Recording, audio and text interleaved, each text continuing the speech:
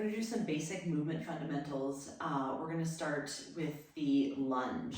So a lunge is a multi-muscle movement.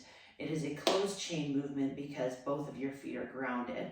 And we are working tentatively the quad and the hamstring. Okay, so hamstring on the back, quad on the front.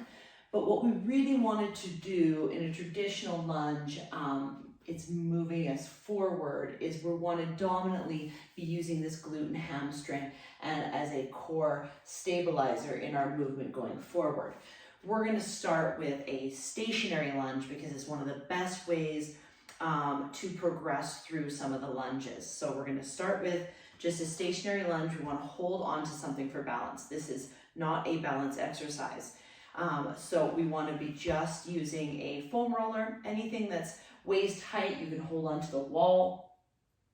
You can hold on to, I have a fold out chair that I use, but I'm going to just use my big tall foam roller so you can kind of see and I can easily move it around. So we're going to come back into a lunge, and how I measure myself in a lunge is I want to start with my foot grounded and I want to gently step back into my lunge. See how easy this is to move around?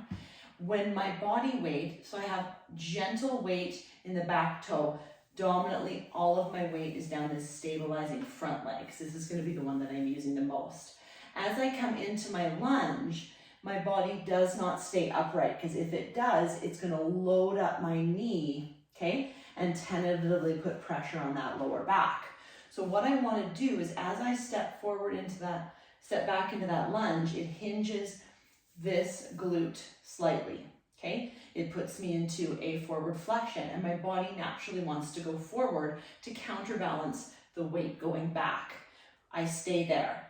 I ground through my shoulder blades and I ground through my core, both the front and the back, okay? We have a pelvic floor in the back and a pelvic floor in the front, and they meet in the middle, and we pull everything up and in.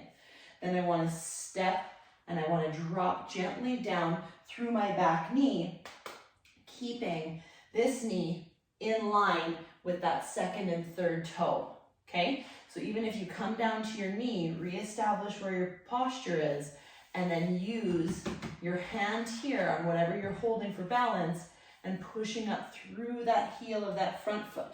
So you can see here, down, right?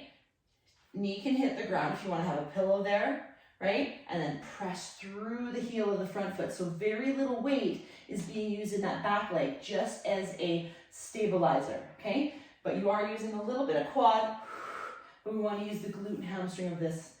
Inhale. Notice that my body, if I line it up, chest is over top of my quad, knee is over top of my toe. You can go over top further than your toe as long as your heel stays on the ground. If this is too much of a strain in the front of the shin, then back up just a little bit. Okay, keep the spine and the hips neutral. So don't let your tailbone go out like this, and definitely don't tuck it under. So we want to keep a nice neutral spine so you're not feeling any discomfort in that lower back. You can even place your hand on that lower back as a guide.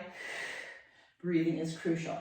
Keeping the chin gently tucked, eyes ahead, and earlobes in between shoulders. Inhale. Level 1 of our stationary lunge is just that. Only go down as far as you feel comfortable. Wiggle the toes if you can, just to make sure that you're predominantly putting the weight in that glute and hamstring.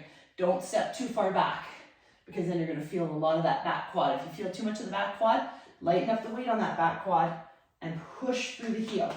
Even if you have to put your hand on the glute to feel it, that's okay. Breathe it out on the way up. Feel that glute and hamstring here. Switch sides and do your repetitions on the other side. Stationary lunge.